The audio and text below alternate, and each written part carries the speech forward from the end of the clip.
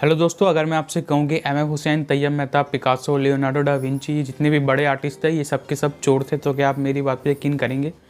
नहीं करेंगे। तो ये खुद कहना जो है पिकासो का है।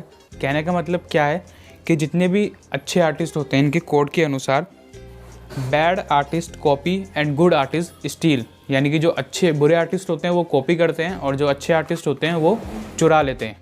तो इसका कहने का मतलब क्या है?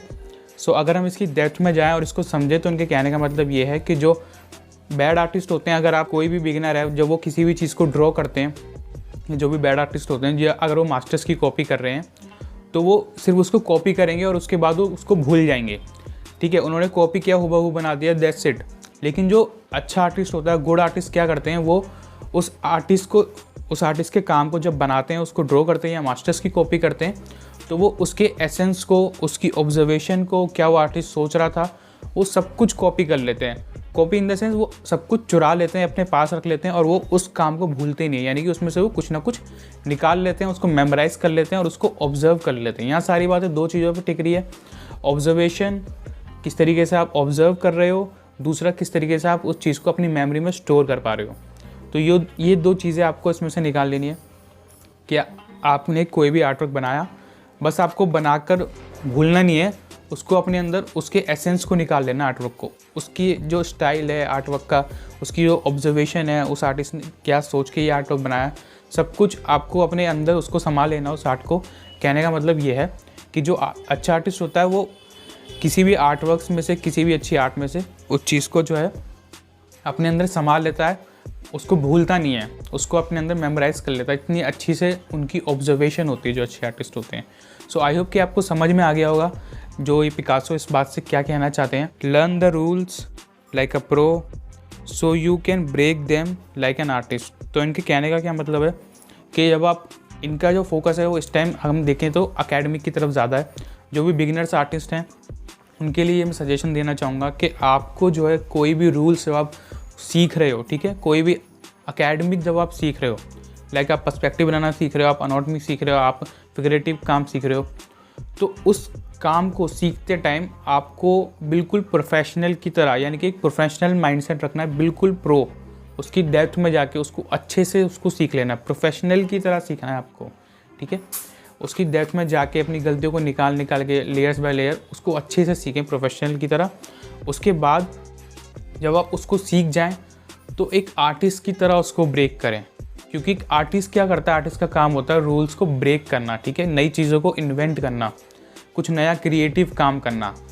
तो कहने का मतलब है पहले जब आप सीख रहे हो तो आपको प्रोफेशनल की तरह उसको सीखना है, एकदम प्रोफेशनल लेवल पे उसको बिल्कुल डेप्थ में जाके सीखना है, एक एक चीज़ को अच्छे से समझना है। और जब आप उसको सीख जाओगे उसके बाद आपको उसके अंदर जो है क्या बोलते हैं, उसको उंगलबाजियाँ करनी है आर्टवर्क के अंदर और उसकी क्रिएटिविटी बाहर निकाल के आनी है, यानी कि एक आर्टिस्ट की तरह। कहने आर्टिस्ट यहाँ पे वर्ड क्यों यूज़ किया कि आर्टिस्ट जो होता है वो क्रिएटिविटी के बेस पे काम करता है। ठीक है, उसके लिए कोई रूल्स वगैरह, कोई बाउंडेशंस नहीं होती, वो रूल्स को नहीं पालन करता, वो रूल्स को ब्रेक करता है। तो शुरू में आपको वो माइंडसेट नहीं रखना, शुरू में आपको प्रोफेशनल वाला माइंडसेट रखना है कि प्रोफेशनल की तरह सीखना है, और एंड में जाके आपको आर्टिस्ट की तरह रूल्स को ब्रेक करके कुछ क्रिएटिव काम जो है, इनोवेशंस निकालते रहना है। तो हम आ गए पिकासो के एक और नए कोट के साथ, और इनमें वो क्या कहना चाह रहे हैं, if I paint a wild horse, ठीक है, you might not see the horse but you surely you will be see the wildness. तो इससे वो क्या कहना चाहते हैं, अगर मैंने कोई घोड़ा बनाया, ठीक है, आप सभी को पता है पिकासो किस तरह के आर्टवर्क्स बनाते थे जो कि बहुत लोगों को समझ में भी नहीं आते हैं। उनका कहने का मतलब क्या है कि अगर मैंने एक हॉर्स बनाया है तो अगर आपको उसमें आपको हॉर्स नहीं दिखेगा, ठीक है, मैंने हॉर्स बनाया ज़रूर लेकिन आपको हॉर्स नहीं दिखेगा, लेकिन आपको उसके अंदर उस हॉर्स की वाइल्डनेस ज़रूर दिखेगी, यानी कि आप उस पेंटिंग को महसूस कर सकते हो, उसकी फीलिंग्स को महसूस कर सकते हो। यानी कि कहने का मतलब वो फीलिंग्स पे फोकस कर रहे हैं यहाँ पे, वो सिर्फ रियलिस्टिक की बात नहीं कर रहे हैं कि आपने रियलिस्टिक बना दिया, हूबहू बना दिया, नहीं, वो यहाँ पे बात कर रहे हैं आप जो पेंटिंग बना रहे हो उसमें आपकी फीलिंग्स हैं, जो आप पेंटिंग दिखाना चाह रहे हो, आपने कोई पेंटिंग बनाई है, उस पेंटिंग के अंदर क्या सिर्फ आपने वो फ़ोटो की तरह उसको हूबहू बना दिया, या उसके अंदर कुछ फीलिंग्स भी हैं, उसके अंदर कोई एब्स्ट्रैक्ट वैल्यूज़ भी हैं पेंटिंग के अंदर। ठीक है, कहने का मतलब उनका यही है कि अगर मैंने एक हॉर्स बनाया है तो आपको उसके अंदर हॉर्स दिखे या ना दिखे, पर आपको वाइल्डनेस ज़रूर दिखेगी, यानी कि आपको उस पेंटिंग से जुड़ी उसकी फीलिंग्स ज़रूर दिखेगी मेरे स्ट्रोक्स में, ठीक है। उनकी जो पेंटिंग्स जो बनाते थे, जो स्ट्रोक्स दिए उन्होंने, या जो उन्होंने जिस तरीके से उन्होंने स्टाइल को यूज़ किया, आपको उस स्टाइल के थ्रू वो वाइल्डनेस वाली फीलिंग ज़रूर दिखेगी, वो महसूस होगी आपको पेंटिंग। आपको पेंटिंग सिर्फ दिखाई नहीं देगी, आपको पेंटिंग महसूस होगी। सो एक सीधा सा आंसर निकला है, पेंटिंग देखनी नहीं है या देखने के लिए नहीं बनानी, पेंटिंग सामने वाले को महसूस हो इसलिए आपको बनानी है। सो आई होप कि इस कोर्स से आपको बहुत ज़्यादा इन्फॉर्मेशन मिली होगी और काफ़ी अच्छा लगा होगा आपको ये। सो इस तरीके की और भी वीडियोस मैं आपके साथ शेयर करता रहूँगा। आगे हम और भी बड़े बड़े आर्टिस्टों के कोर्स जो है डिकोड करेंगे। आप मुझे भेज भी सकते हो कमेंट सेक्शन में, या आप मुझे इंस्टाग्राम पे भेज सकते हो, इंस्टाग्राम पे आप मुझे फॉलो कर सकते हो, या फिर आप मुझे अकेडमी के नंबर पर भेज सकते हो कि इस कोड का क्या मीनिंग है, और इस पर हम जो है अगली वीडियो ज़रूर बनाएंगे। सो आई होप कि ये जो है कोड आपको समझ में आया होगा और इससे आपको काफ़ी सारी इन्फॉर्मेशन, काफ़ी अच्छी नॉलेज आपको प्रोवाइड हुई होगी।